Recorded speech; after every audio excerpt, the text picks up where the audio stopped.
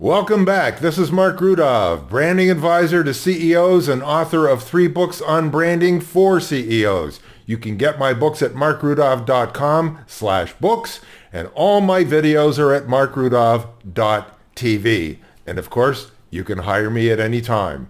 Today I want to talk about propaganda and Kamala Harris redefining Islamophobia, to make it mean something it doesn't mean, and to make it appear that we have a big problem that we don't have. But if you had listened to George Orwell, political language is designed to make lies sound truthful and murder respectable, and to give an appearance of solidity to pure wind. Let's go back to the origins of public relations. It starts with Sigmund Freud, the psychiatrist.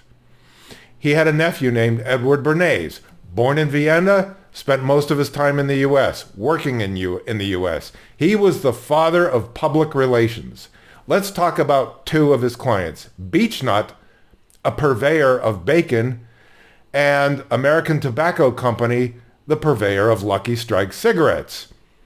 Beechnut wanted to sell more bacon. How to do that? Well, you have to convince people to eat it for breakfast. Nobody did that back then in the 20s. That's 100 years ago.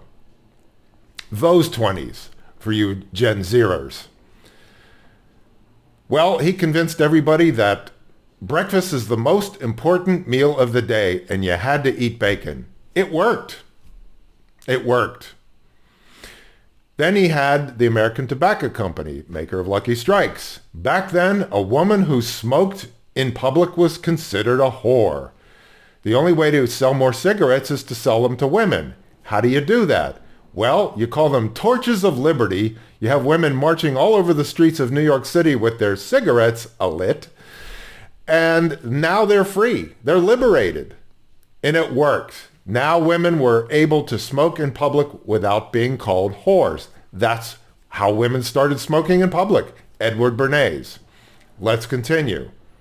Joseph Goebbels was the propaganda minister for Adolf Hitler. Goebbels learned everything about propaganda from Edward Bernays, and he became a master at it. During World War II, the Nazis and the Arabs collaborated to destroy Israel, yes, even back then, and to fight against America and the Europeans.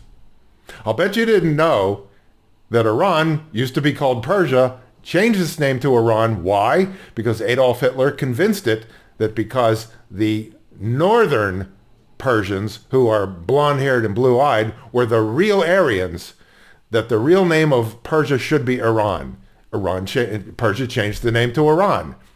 So the name Iran comes from Aryan. They're interlinked. That's important to understand. Now let's fast forward to today. Kamala Harris announced the other day that several departments within the federal government are uniting to fight Islamophobia. But it doesn't exist. Christopher Wray, in a Senate hearing the other day, said that Jews comprise 2.4% of the U.S. population, yet receive 60% of the hate crimes. What proportion of these hate crimes has been directed towards Muslims, for instance? If 60% were towards Jews, what percent towards Muslims?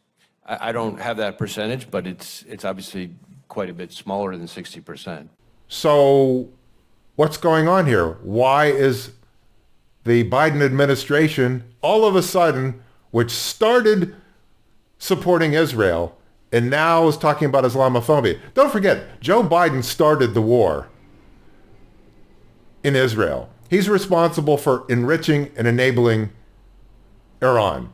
Iran was a poor country when Trump left. Biden came in and refused to enforce any of the sanctions. Iran is making a ton of money selling oil to China. And that's $6 billion. If you think Iran didn't get it, then you're naive. Iran got the money and other money. So as I have said before publicly, Joe Biden is playing both the arsonist and the fireman. And now he's wobbly and he's talking about Islamophobia, which doesn't exist. Why is he doing that? He's afraid to lose the vote in Michigan. Dearborn, Michigan is a hotbed of Jew hatred and anti-Semitism, started by Henry Ford. He had a newspaper called The Independent, and he spent a lot of time railing against Jews. He hated Jews. He had a picture of Adolf Hitler on his desk. Hitler had a picture of Henry Ford on his desk. It was a love fest between them.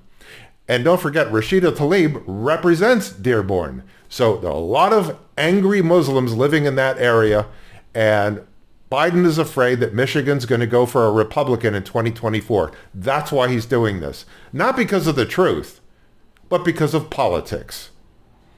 So here's the announcement that Harris made, and I'm going to intersplice it with videos of uprisings.